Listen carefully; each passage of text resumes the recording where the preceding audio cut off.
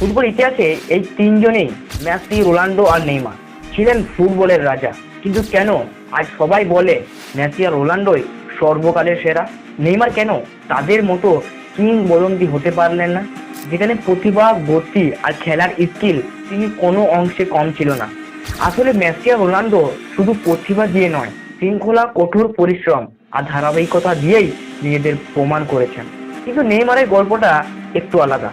Party lifestyle আর অনেক বিতর্ক বারবার তার ফোকাস নষ্ট করে দিয়েছে। এরপর এলো ইনজুরি, যা তাকে কখনো ধারাবাহিক হতে দিল না। আর বড় ভুল কি ছিল জানো? বার্সেলোনা ছেড়ে পিএসজিতে যাওয়া, যেখানে তিনি অনেক টাকা পেলেন, অনেক সম্মান, খ্যাতি পেলেন, কিন্তু হারালেন সেই ইউরোপের সেই বড় মঞ্চ যেখানে কিংবদন্তি তৈরি হয়। তাহলে প্রশ্ন হলো, নেইমার প্রতিভা কি অপচয় হলো, নাকি ভুল সময়ের ভুল সিদ্ধান্ত তার কেরিয়ার থামিয়ে দিল? আপনার মতে যদি নেইমার বার্সেলোনায় থাকতেন, তিনি কি আজ মেসি আর রোনাল্ডোর মতো কিংবদন্তি হতে পারতেন? পুরো সত্য জানতে ফুল ভিডিও দেখে আসুন, যেখানে প্রত্যেকটা ভুলকে সঠিকভাবে বোঝানো হয়েছে।